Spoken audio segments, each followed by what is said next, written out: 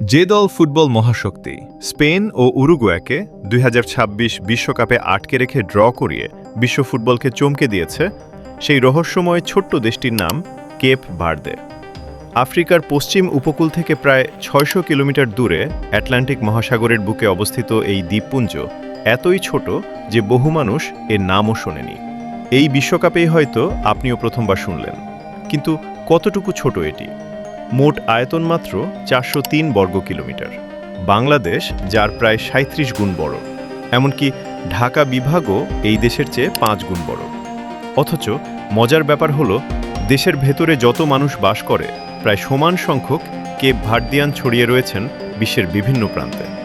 এই দেশে নেই তেল, নেই সোনা, নেই কোনো বিশাল প্রাকৃতিক সম্পদ। তবুও এটি আফ্রিকার অন্যতম স্থিতিশীল ও নিরাপদ দেশ। ইতিহাস আরও চমকপ্রদ। একসময় এই দ্বীপগুলোতে কোনো মানুষই বাস করত না। ১৪৫৬ সালে পর্তুগিজ নাবিকরা প্রথম এখানে পা রাখেন এবং পরে শুরু হয় বসতি। কিন্তু খুব দ্রুত এটি আটলান্টিক দাসবাণিজ্যের একটি গুরুত্বপূর্ণ কেন্দ্রে পরিণত হয়।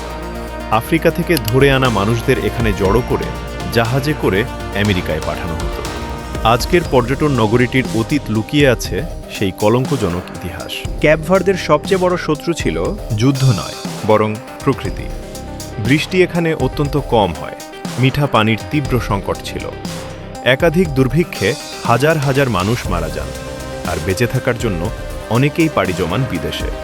আর সেখান থেকেই তৈরি হয় এক অদ্ভুত বাস্তবতা। দেশের বাইরে বসবাসকারী ক্যাপ ভার্দিয়ানদের সংখ্যা প্রায় দেশটির মোট জনসংখ্যার সমান।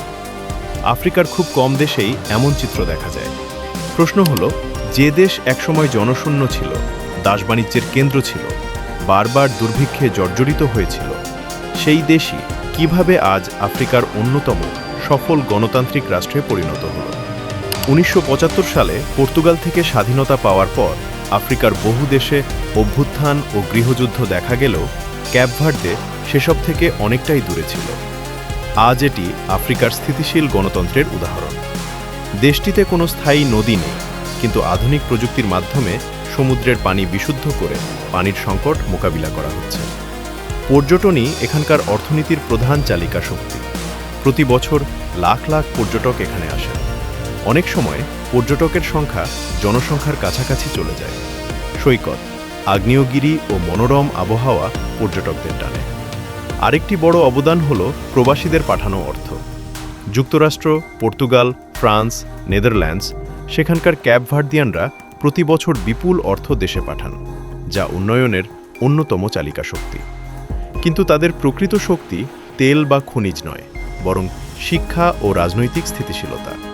সম্পদের অভাব সত্ত্বেও তারা আফ্রিকার অনেক দেশের চেয়ে উন্নত জীবনমান গড়ে তুলেছে।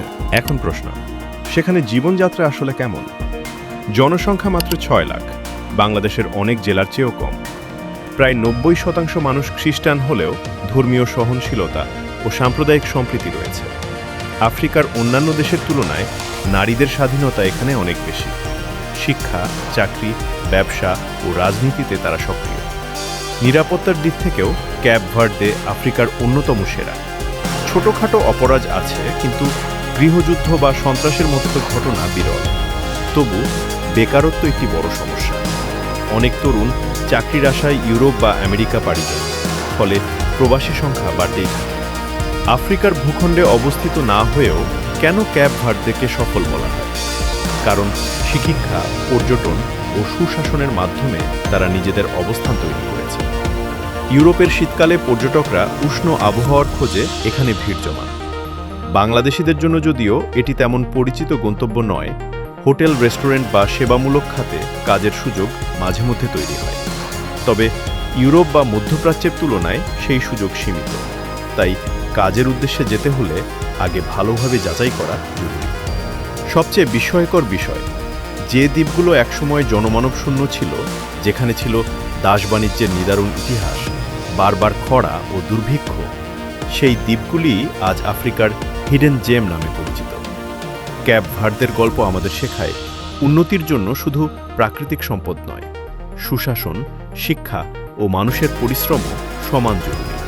ফুটবল মাঠের জায়ান্ট কিলার এই দেশের ইতিহাস, সংগ্রাম ও সাফল্য সত্যিই অসাধারণ। আপনি কি আগে ক্যাপ ভার্দে সম্পর্কে জানতেন? জানালে কমেন্টে জানাবেন। ভালো লাগলে লাইক ও শেয়ার করুন। শাকিল বন্ধু চ্যানেলটি পছন্দ হলে সাবস্ক্রাইব করে সঙ্গী হন। শিগগিরই নতুন দেশের নতুন ভিডিও নিয়ে হাজির হব। আপনি কোন দেশ নিয়ে জানতে চান কমেন্টে জানান। সুস্থ থাকুন, ভালো থাকুন। আল্লাহ হাফেজ।